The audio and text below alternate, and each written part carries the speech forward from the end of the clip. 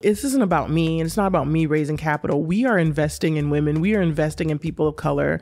Like that 2% is women. People of color, women of color is less than a fraction. Right. Like if I want to start a business and my name isn't Serena Williams, I'm going to have to take something out on my house. I'm going to have to go to the bank. Like I'm just going to not be able to get VC money. But we're changing that. U.S. Open Women's Singles Champion, Serena Williams. All right, Alex, Serena Williams, I mean, the GOAT. I mean, it doesn't get any better than her when it comes to a professional athlete, but also a fascinating business person. You guys know each other. Like you've got to know each other, especially as retired athletes, right? Yeah, I mean, we know each other very well. I know Serena as an investor. She's been investing since 2013, and she's passionate, and she's good, and she's as disciplined. And she has big, big plans, which we'll hear about. Yeah, I mean, what I took away from this, probably more than anything, was this notion that she identified early on that there were opportunities, fashion certainly being one of them, but then how she became an investor is so interesting. It really is. And I know her well, and I was surprised on how much she opened up. Yeah. But there's no doubt that she has the same discipline and passion for investing as she did for being the GOAT in tennis. And one of the things she talks about is what she understands that she meant to tennis now. Wasn't as clear at the moment how profoundly she was changing the sport, you know, when it came to pay, when it came to representation, and so many other things. I thought it was interesting how she opened up about the gravity and the impact of being a person of color, of being a woman. And let's keep in mind, this is a career during which she earned almost $500 million. This is truly a business story.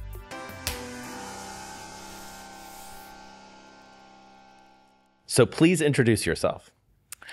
All right. Well, I never really get asked that. But, I mean, you asked me to come here. So no, I'm Serena. I like to go by Serena. And what else am I going to say? That's really putting me on the spot. How do you describe yourself these days? How do I describe myself? I describe myself first as a mom. I'm a mom. I'm a businesswoman. And I'm a free spirit. We'll go with that. You know, this notion of reflecting on what you did as an athlete, as you look back, you know, $500 million in earnings over the course of your career, how does that feel as you embark even further on your business career? That sort of financial success in sports. Yeah. You know, when I started tennis, first of all, I'm from Compton, California, and I remember playing on these courts, and, you know, my life was great. I never felt like I needed anything, you know? And so for me, money was never a motivation. I remember when I first started back in the day, they used to write out checks after you won your tournament, and I would always forget to get the checks. And so at the end of the year, they would always have to say, Serena, we have all these checks for you. And I'm like, oh my God. So it was never. You would literally forget to pick up the check? Literally. And at the time I had an accountant who would be like, Serena, like, they've sent me all these checks that you would forget to get from the tournaments. And so with that being said, that was never my motivation, to be honest. For my motivation, and looking at the success that I had financially was never my starting point. My starting point was always like, I just want to win championships, and I want to have fun, and I want to be a great tennis player. And quite frankly, I just wanted to win a Grand Slam. And I honestly, for me, everything else was a bonus. And obviously it's great. Like, you know, I really, everything that I have, believe me, I worked really hard for. Nothing really came for free, and nothing came easy. Like, I think everything was super hard working for me. But it is cool to look back and see the success that I've had financially, but also multiplying that now and trying to expand that. And then again, just considering like, what does that mean for me going forward? So Serena, when we were thinking about this show, I started thinking about people that I like, respect, admire in the world of sports, in the world of business. And we had a business call recently, and I said, would you come on our show? Yeah. But I'm interested to know what motivates you today. When you're used to being a champion, you're used to winning. And so that's something that I'm always motivated by, is success.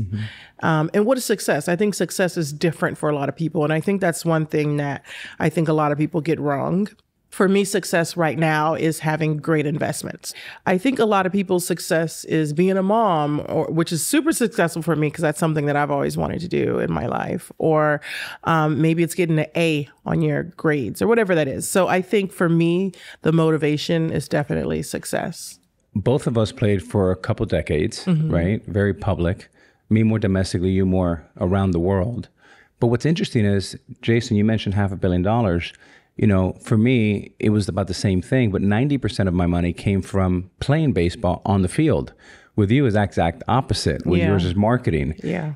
How do you think about the impact that you've made, not only to all your partners, but how the ripple effect around the world of the business of Serena? Yeah, it's so different, right? I think it's really interesting how I learned early on that your paycheck from tennis, maybe that's why I forgot them, should be your should be your smallest earning. Oh, that's my dad always told me growing up. And so I always thought, okay, well, partnering with the right people and also deciding who do you really want to partner with. Because for me, it's also about being very authentic with those partnerships, not necessarily partnering with a company that either doesn't believe in what you're doing or you don't really use and utilize. So I think throughout my whole career, I wanted to make sure that those partnerships are very authentic. They spoke to me and they also, gave back in some sort of way, shape, or form. So fair to say your earliest business advice came from your dad?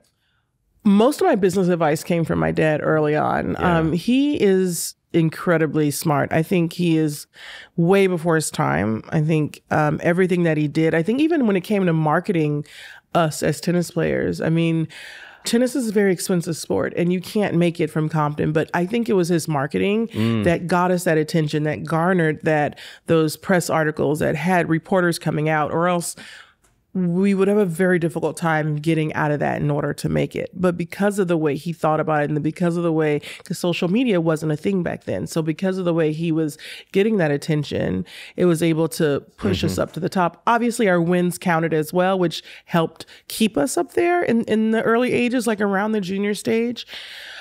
But he always was way ahead of his time when it came to marketing and advice and business advice. And early on, he was like, you know what, you're going to manage your own money. Like literally, my first checks from whether it was Puma, like I got these huge checks.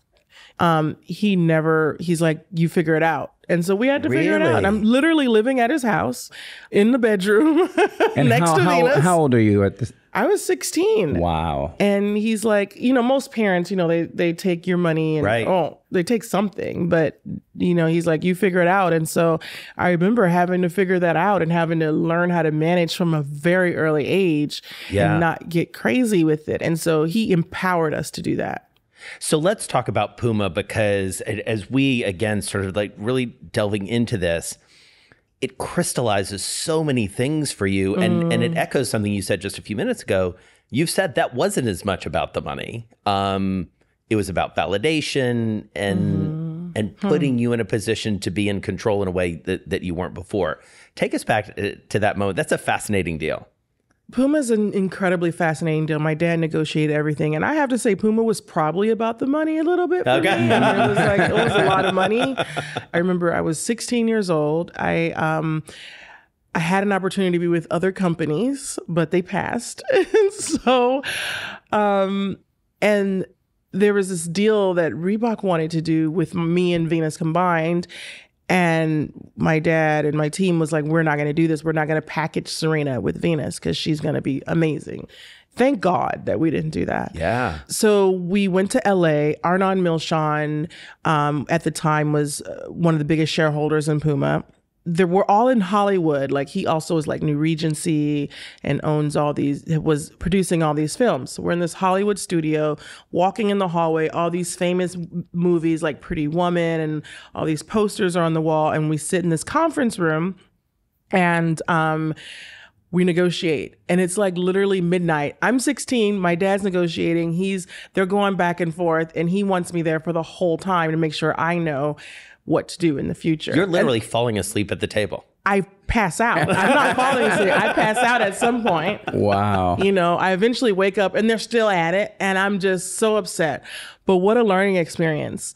I learned so much from that experience. And ever since then, I'm usually behind the scenes. I don't do the negotiating, but I actually am behind the scenes. But no one really knows that it's actually me. Because my agent or whoever, if they get a deal, they come to me and they say, what do you want to do? And I tell them exactly what to do, but they obviously deliver the message. But it's super connected. We have such a great relationship when it comes to negotiating. They really trust my advice and my vision and where to go with it. And it all started at such a young age. But I also learned from that to ask for equity because I didn't at that time, which I probably should have.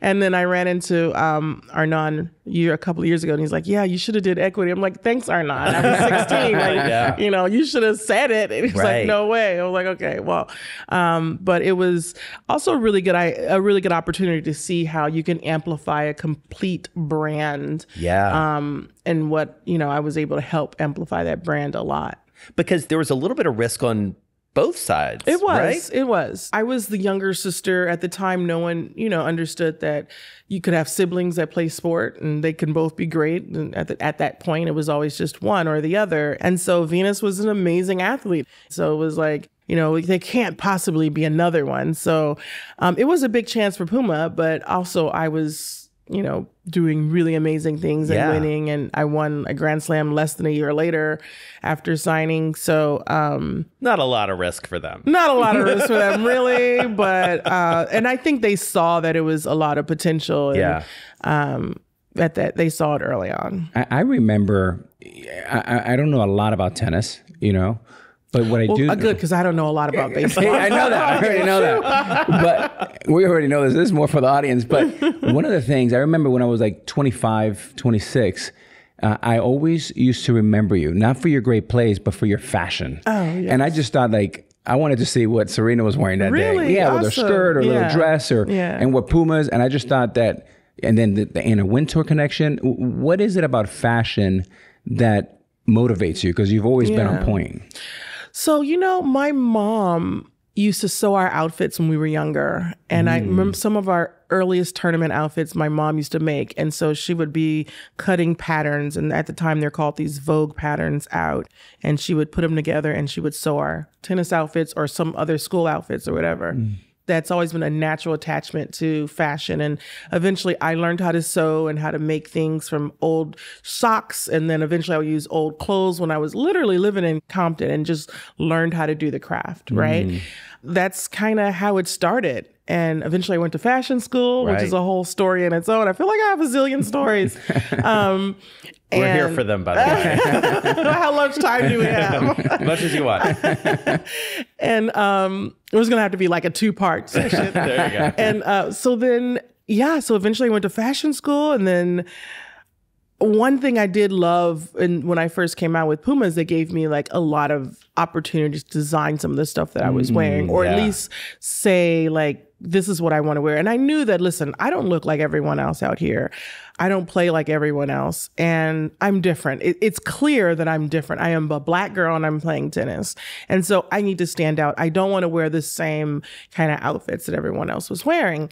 And so Puma understood that. And then that kind of started the craze. And obviously Nike came on right after and just amplified it times a zillion, which made it even more cool, which made me wear like a jean skirt in New York, which was kind of one of my favorite outfits. Yeah, it was insane. I still can't believe I did that. Yeah. I should have won that year. But anyway, But let's talk about some of those specific fashion choices. The one that I think so many people remember is the catsuit. The catsuit was legendary, yeah. And so, take us back to that moment, that choice. How does that feel when you put that on? Because you have said, I love this quote from you. It says, when there was an edge to how I looked, there was an edge to my game. Absolutely.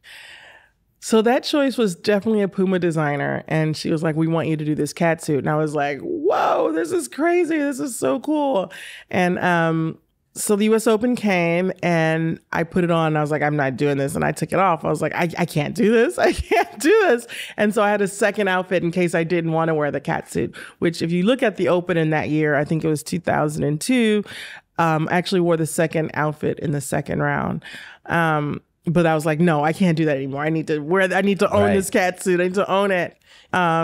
So yeah, it was just a really wild experience. But anyway, I took it off and I was like, I can't do this. And I'm like, I need to focus on my game, not on my outfit as I'm walking out on the court. And asked a few girls in the locker room what they think. And they're like, oh, that's crazy. You can't wear that. You can't wear that. And I'm like, oh, I know. And for whatever reason, right before walk off, I just changed really fast. I threw the catsuit on, I zipped it up, and I just walked out. It was just like, oh my God. And then it was no looking back after that, really. So did it feel as no important in the moment? No, it didn't. No, okay, you didn't know, like, because that changes everything. I always say that's when I got famous. Yeah. It wasn't the 6 Grand Slams I won before that. It was a catsuit. Yeah, I didn't know. I mean, I was pretty young, and again, there was not a lot of stuff around body positivity at that time for a body that looked like mine in sport, because every woman at that time, not every woman, but a lot of women at that time had a different type of figure than I did. And so I was really different. And I was basically a lone soldier, and it was just me. And even my sister looked like the typical athlete that was just amazing and long and lean. And I was just totally different. Yeah. And so it was, without knowing, it was really leaning into that. And again, I didn't know. I was just doing it. And then it was a lot of memes, even before memes were memes. Right. First of all, you looked amazing. Okay. Thanks. I remember, at that time, it was no Instagram, but you broke the internet. It was Google everywhere. And I remember a lot of my teammates and buddies from back home sending me the picture saying, look how fly she looks, right? But in baseball, Jason, sounds like it's the same thing in tennis, where you look good, you feel good, Absolutely. you play good. Yeah. And I love that, because that's exactly how I felt as a player. Absolutely. But I think we shouldn't underestimate the cultural power that moment had. But it just crossed all borders, and it made people from all walks of life want to just kind of watch tennis. And it was just like being that cultural person to bring in people that don't normally watch the sport. Again, I didn't understand at the time, but seeing later on, and even the people that started playing tennis after that, and the people that are currently playing because of myself and my sister, it all started these moments. It's crazy to think about. I've never even voiced this stuff. Like, oh my God. But it changes the business of tennis. Absolutely. Also changes the business of Serena, right? Yeah, it elevates you, because, again, I feel like we need to keep stating, it's a given what you were doing on the court, but the impact you were having off the court just becomes magnified, to your point. What does it feel like as that is starting to take root? It definitely feels different as that starts to take place. There were more contracts and more deals coming in and more time. But that's what it is about, right? Again, I'm thinking, I was told when I was really young that you make your money off the court. Tennis should be your smallest check in our sport at that time. And so I'm thinking, okay, this is what my dad was talking about. Like, how did he know? And so, and then it was also leaning into these designs even more after the catsuit. It was even more about leaning into that and how will I want to make my impact. I think that's about the time I started going to fashion school and trying to understand how did I want to make my impact off the court. Yeah. Because it was always about having a plan B, even though I didn't necessarily need it, but it was just something etched in my head. My dad, you could fall, anything can happen. You could break your ankle. You have to have something to fall back on. And so all these moments in the back of my mind are like, okay, well, this is something that I can kind of do in the future. I remember a story with Phil Knight. And I was with Nike ever since I was 17 years old. And we had Ken Griffey Jr. on our team. And at the time, he was like the Michael Jordan.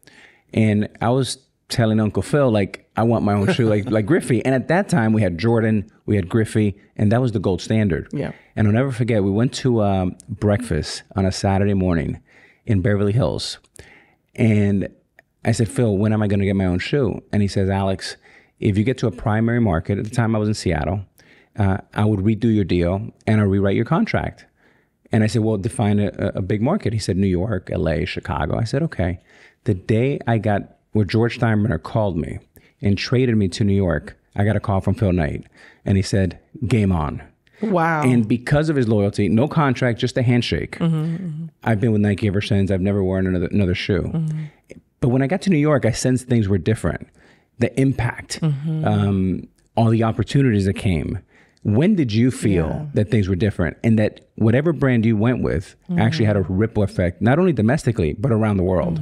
Yeah, I think things got really different. I do remember, actually, now that you mentioned it, I actually forgot about the Seattle Mariners. See, yeah, there you go. She's a baseball expert. Yeah, it just happened. It happened right here. Yeah. But I definitely remember you more in New York and how that whole world kind of exploded after that.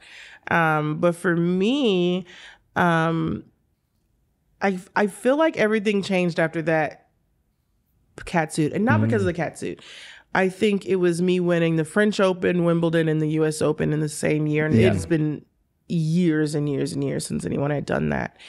And winning those 3 Grand Slams in a row. And I have to say, at the time, there was so many great tennis players. There was Lindsay Davenport, there was Martina Hingis, there was Venus Williams, there was Monica Seles.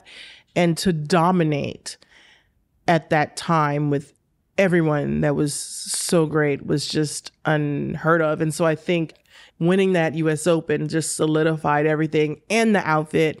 And it was just like, well, this kid is amazing. How do I change that? How do I say, okay, tennis is great, but how do I extend that? And how do I expand that outside of tennis? And I think just understanding that pop culture and then getting invited to different things that I would be like, oh, wow, I'm at the Laureus Awards, or I'm here and I'm actually winning these awards. And, you know, except for the one I lost. I'm still bitter about it. I'm not competitive at all. No, not at all. Yeah, the winning and losing thing is definitely not. Doesn't play with me at all. And so how do you take advantage of that? Like, what's the process by which, I mean, you've been with Jill for a long time, Jill Smollard. Are the conversations different? Are your ambitions growing? Like, how do you activate that moment where you are blowing up even more? Well, Jill has been amazing. I feel like leaning into having someone, a woman in that position, I think, quite frankly, maybe things would have been different if I had a guy. Like, maybe I would have had an extra deal or two, but it was really about leaning into having a woman on my team and Interesting. Owning that. And then we got ours when the time was due, when the time was ready. But it was some times where we had to fight a little bit extra. But it's really just about really empowering not only yourself, but people around you and your team as well. Jill works at WME, amazing agent there. I don't even like that word actually, but I don't know. I haven't been able to find a different word for that. She's like your partner. Yeah, exactly. Like a partner. And how long have you guys been? Oh, since 2000. That's incredible. Yeah, it's been an incredibly long time. But it really was important to be able to expand and really start to think about what other things can you touch? What other things can you do? And how to go about doing that. So then you have to work from a plan. And then I would have a list. Like, I want to be with, at the time I wasn't with Gatorade. And I was like, my lifelong dream was to be with Gatorade, because I remember walking around the corner from my tennis court, not my tennis court, the community court in Compton. We would walk to the convenience store and my dad would buy 1 Gatorade in a can and we would all have to share it. And it was like, I've always loved that. And I've always loved that story. And I've always loved Gatorade. And I would always see the Mike, I want to be like Mike commercials. And I was like, I want that. And so we would always come together and say, what are some things that you want to do in a corporate, if it was corporate, what corporate companies you want to be with? And does that resonate with you? I mean, because I'm sitting between these two very deliberate business people who have gotten to this from an early, I mean, do you remember identifying brands that you wanted to be with? Because it sounds like you had a literal list. Yeah, I mean, for me, Gatorade's another one, because I believe I won the Gatorade Player of the Year in high school, and I was like, oh my God, that's so cool. That's the first big award that I won nationally. But for me, it was Nike. Nike to me was the ultimate North Star, because Michael Jordan wore it, right? And I looked up to Michael and Magic and Bird. Everyone looked up to Michael. Right? It doesn't matter if you were a girl, a guy, whatever. Who did you look up to? Who inspired you? When it came to branding, Michael Jordan, I think he really was able to do branding in a different way. And the aplomb that he has walking around is just second to none. Tennis wise, I was actually inspired by Monica Seles. I just liked her. I thought she was really cool, and I liked how she grunt. I do have a question. Was there a call where Jill called you and she said, all right, Serena, we got this company and this is what they're willing to pay you? And you said, what? They're willing to pay me that much? I've had moments like that, but I'm wondering if you ever had a moment like that. Yes, I've definitely had that. And I'm like, let's start at yes. But let's not seem desperate. Let's wait at least an hour. No, let's wait at least a few days to call them back. But and so Nike, so let's talk about Nike for a second, because obviously Puma does one thing, but as you've alluded to, Nike does something altogether different. Absolutely. What was that negotiation? Like, what do you remember about sort of getting into business with them? So I just remember I wanted to be with Nike. I had always wanted to be with Nike from day one. And even before signing with Puma, I was wearing Nike just because I would buy it. And then I would just, hopefully like sending some messages like, I'm your girl, your girl, like, hello. But so that was always a company that I've wanted to be with. I think they have an opportunity to market, especially at the time. It's just like, if you want to be the best, then you have to wear Nike. And I think that was seared in my mind. I wanted to be the best. And I think they had the best stuff. They had the best marketing. They had an opportunity to put you, as we briefly globally. And because tennis is not just in the United States, it's Australia, it's England, it's Italy, it's China. It's literally everywhere on the globe. And can think of just a handful of companies that can reach that far. Yeah. And so for me, I wanted to reach that far, and I wanted to be with a company that could amplify that. And I'm not necessarily amplifying them. I wanted them to amplify me. You talked about this moment in tennis that I want to dwell on for a second, because you're right. There are a lot of great players, but you very quickly overcome all of them. You did something marked and notable for the business of tennis, for viewership, for attendance, for branding off the court. Was that apparent to you at the time, or is it only apparent in retrospect? No, it was very apparent. Because you would see matches. If I wasn't at a tournament or Venus wasn't at a tournament, the attendance was just different. And years that I was injured, oh God, or years that stay professional, Serena. Don't say that. Years that I was injured, or years that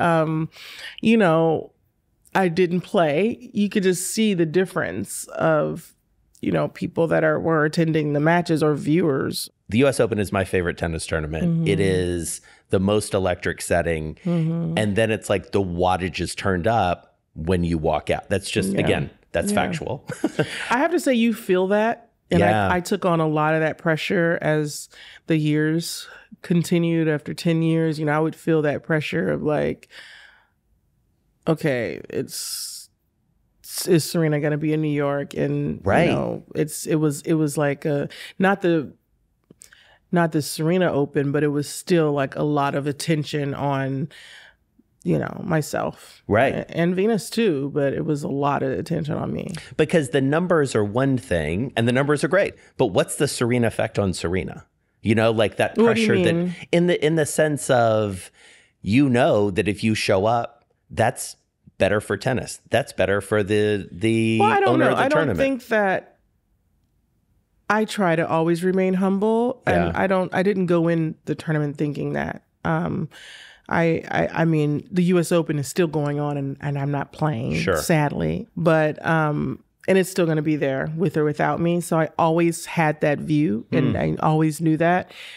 But at the same time, I also did know that for this amount of time, however that's going to be, it's going to be super amplified. And it's not easy, but you do walk in with your chest a little farther out and your head a little higher, because also you are a target. Everyone at the end of the day isn't really happy that you're on the front page of all these papers. And, they're just like, they want that. And a part of me is like, take it, because it's a lot of pressure and it's a lot to hold when you losing is way bigger news than winning. Like if I won a match, it's almost last page. Expected. And yeah, but if I lose, it's like front center. So you don't want that story. And so having a lot of that pressure is definitely not fun, but it's also a privilege, you know, and I think I would definitely prefer that pressure than not. If that makes sense. Yeah, pressure is a privilege. It's right there, right when you walk out onto the court, right? Wow, New York is your favorite tournament. Wow. But Jace, I want to segue to business because I was on a call with Serena early on, and I was like, wow, I wasn't expecting that. And not because I had a prejudgment. Hey, wait a minute. No, I'll tell you why. Because the questions you were asking were so thorough. You had done your due diligence. You were asking things about it has to fit with my brand. And I knew you would know all the numbers, but I didn't know how authentic you were going to be and how sincerely, deeply in the weeds you would be. Yeah. Deep in the weeds, we decided, right? It was too much. But where does that come from? Is it from your playing days? Attention to detail? I feel like, I am super attention to detail. Like, I feel like I've always excelled at education and I love learning. And so, so for me, when it comes to my business, and like I said, I think we decided I was too much in the weeds and like literally what he's talking about, like being on calls with founders, like, and actually helping founders understand like why their business isn't working and why it's not successful, or, you know, like literally on every call, if we have calls every 6 weeks, I own that company. So not own the company, but I'm the representative for that company from my firm, SV, Serena Ventures. And so I'm like literally on the calls. I'm literally helping them understand how they're fundraising. I'm looking at their decks. And so it's a lot. So I decided, okay, that's too much. I can't go on like this.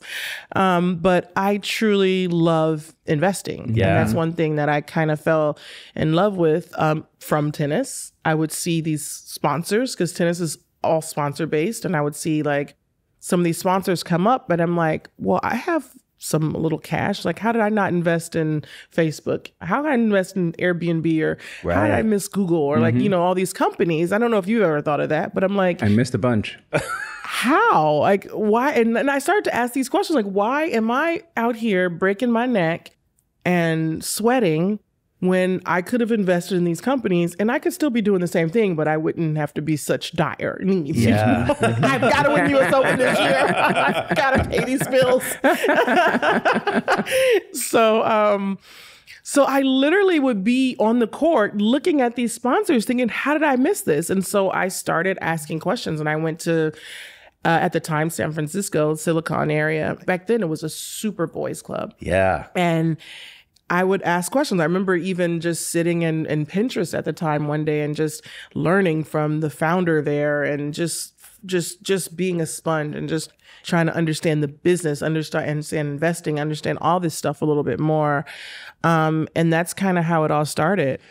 But unfortunately, to your point about the Bay Area and underrepresentation, still there. What is it? 2% of VC funding less goes to women. You know, even fewer when you start to go to other categories of underrepresentation. Was that part of the DNA of Serena Ventures from the beginning? How did that all? No. Another story if you guys want to hear it. Yes. So, Yes. So I started. We're literally here for your stories. So I started investing, and then I somehow got into early stage investing. I didn't realize that it was called early stage. I just liked companies that were starting, and then I liked growing them. One of them was Masterclass. I remember meeting the guys. David is one of the founders, and it was a room about this size, but this is all they had, and they didn't have anything else. And this is where Masterclass was. And I fell in love with the concept. I fell in love with what they were doing. And I was like, I want to be a part of this. And so it was just finding several different companies like that. And then Masterclass obviously became Masterclass. Yeah. And one day I was at a conference at JP Morgan, and Jamie Dimon was on stage, and he was talking to this woman. She's on stage and she's talking about women and VC and how women get less than 2% of all VC money. And I'm thinking, she misspoke. That's so embarrassing. Like, I'm embarrassed for her. Right. But that's how people should think about it. But this is genuine. My genuine thoughts is that she misspoke. So me being me, after she was done, I go up to her and I'm like, hi, yeah, I'm Serena. And then I'm like, well, you said something on stage and I don't know if you meant to say this or if you said the number wrong, but something about 2%, less than 2%. And she's like, you know, Karen. Yeah, of course. So she's like the woman I dream of being. Yeah. And she's just like, she just tells me everything. And she just gives me all this amazing information in the span of 10 minutes. And I'm like, I didn't know. And so that's how Serena Ventures happened. From that moment forward, I was like, I need to start an investment company, and I'm not going to be able to change it, but the platform can help other people talk about it and change it. And so that's when, from that point, 3 years before I actually raised a fund. So I worked on doing more deals, ended up getting about 16 unicorns in my portfolio. So that way I would have a good track record, because I knew it wouldn't be probably easy for us to raise a fund first go around. Yeah. Until you get to know me and you get to know the story and you get to know all the investments that I had done. And that's what happened. So Serena, as I hear you speaking, I can't help but think about like when I transitioned from baseball to business, and it's quite daunting. And I know for me, there was some imposter syndrome, but we're both former athletes. I'm a man of color. You're a woman of color. As you enter the world of capital raising, which is very difficult, especially when you haven't had the track record early on. How did that make you feel when you went to LPs, potential LPs, to raise capital? It's a competition. I loved it. Okay. It's what it gave me energy. It gives me life. In telling my story. And also, this isn't about me, and it's not about me raising capital. We are investing in women. We are investing in people of color. Like that 2% is women. People of color, women of color is less than a fraction. Right. Like if I want to start a business and my name isn't Serena Williams, I'm going to have to take something out on my house. I'm going to have to go to the bank. Like I'm just going to not be able to get VC money. But we're changing that. And we don't only invest in women. We don't only invest in people of color, but we're putting that on a platform. Our portfolio right now, as it stands, is 68% women or person of color. And that is unheard of in the VC world. And so for me, it's all about diversity and bringing everyone together. We invest in literally everyone. We don't care what you look like, but we hear your story if you're a woman. We hear your story if you're a person of color. And a lot of people that look like me don't even get their story heard. And so when you do go to these LPs and you genuinely tell them story, if they pass, they pass. But at least you get them thinking. You get them hearing. And maybe they'll invest in another fund that is doing the same thing. Maybe that has been around a little bit longer with a track record, a little bit longer. But they'll come around to us at some point. And that's kind of how I feel. But I love talking to LPs and just getting that story told on a platform that a lot of people don't have. And so it's super amazing for us. The barriers you and your sister and your dad broke down when it came to tennis, does it feel like there's a parallel to what you're trying to do in business? It does. And I don't want it to be. My daughter wants to do a sport. And I'm like, you have to do a sport you're not breaking down barriers, because mom has already done that and you don't need to do that. Yeah. And so somehow I find myself in a similar story without trying. I think eventually you're just drawn to, whatever you're drawn to.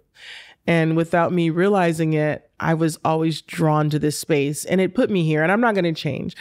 I am taking a step back. I'm taking your advice. Like, oh my goodness, already done. But the impact will always be there, and the impact will continue to be there. And I look forward to that, and, just helping. Your dad was a partner. Your sister was a partner.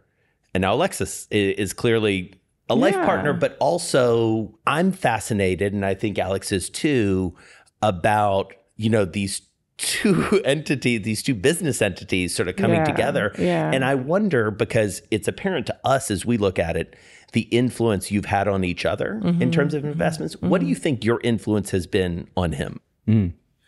Well, I think my influence on him is just, he really wants that success.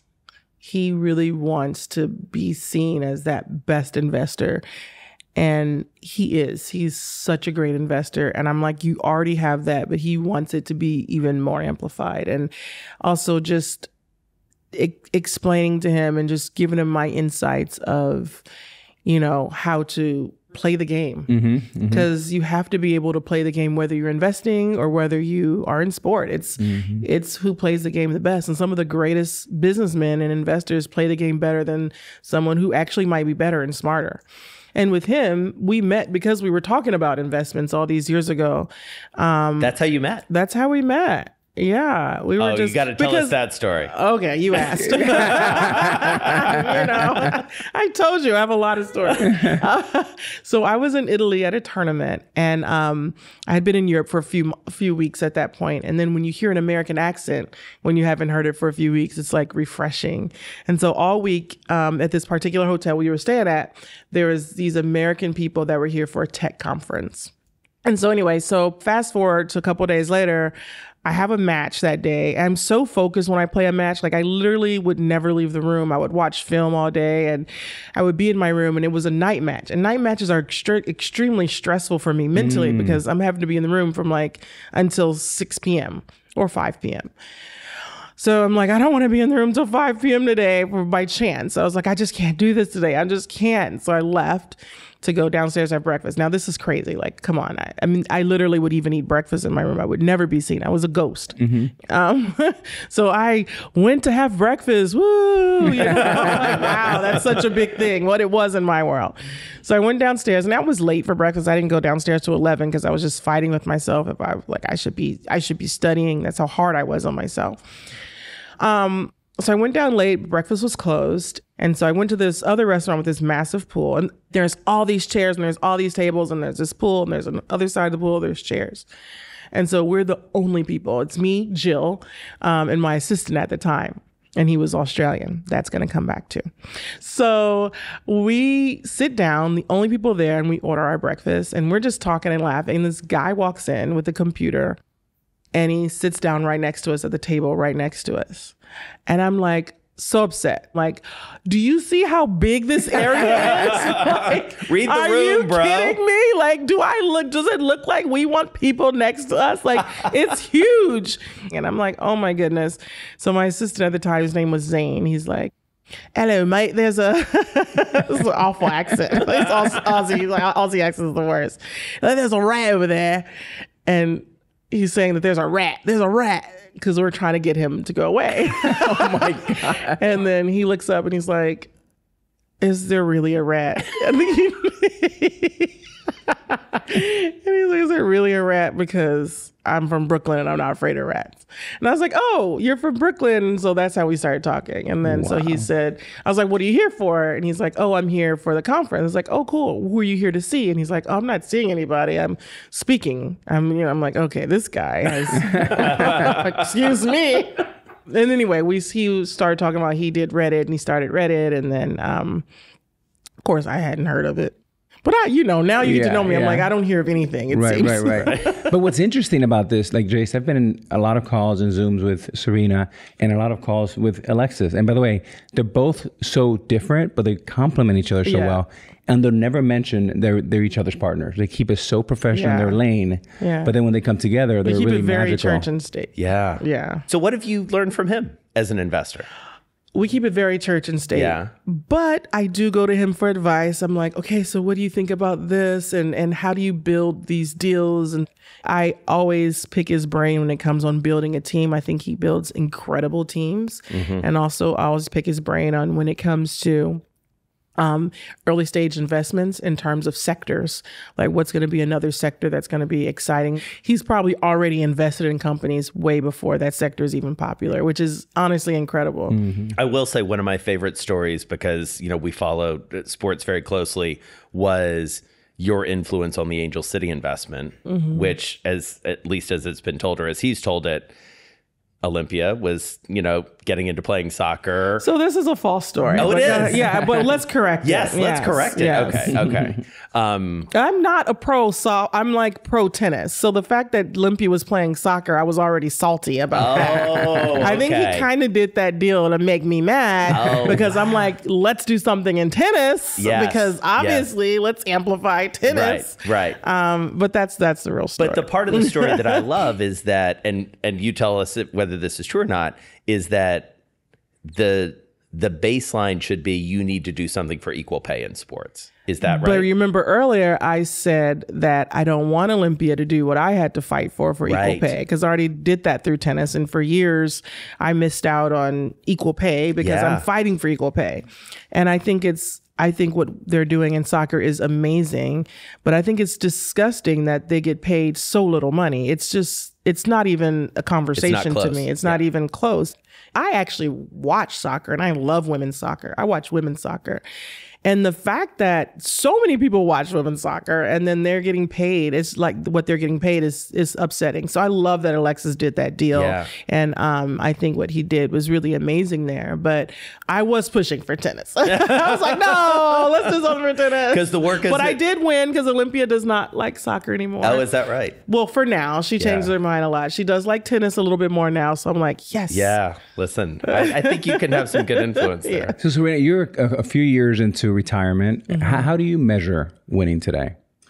So for me, winning today is getting a deal. Right now, we have a deal on our table, and we're trying to win it. And there's a lot of other big VC companies that want to be in it, and so that's a win for me. It's like, how do I figure out a way to win this deal? And so that's what we're working on, and I'm super excited. I feel like we're getting close, and I've heard rumors that we might get it. So I'm like, yes, we got to win today. So Jay, so many times I get calls from founders and they're saying Serena Ventures is in, and I call Serena's like, we're not quite in yet. I'm guessing people like to wave that around. Exactly. Yeah. We usually have millions of people wanting to be like you, but in this case, I'll say billions of young people that want to be like you. If someone is watching or listening and they want to be the next Serena Williams, what advice would you give them? Oh, easy. It goes back to the very simple advice of work hard. Nothing, and nothing takes place of hard work. Like I was telling the story about me in Rome and how like going to breakfast was a thing because that's how hard I worked. It doesn't come easy. And I work for everything, whether it was winning championships or whether it's being an investor. I went to San Francisco and I worked hard there. I had to fight my way to even figure out a way to get an idea of what these investments are like. So it's really just about hard work. It's no way around it. You can't go around it. You can't go, you have to go right through it. And then everything will fall into place. Love that. This has been great. We could talk to you all obviously. Day.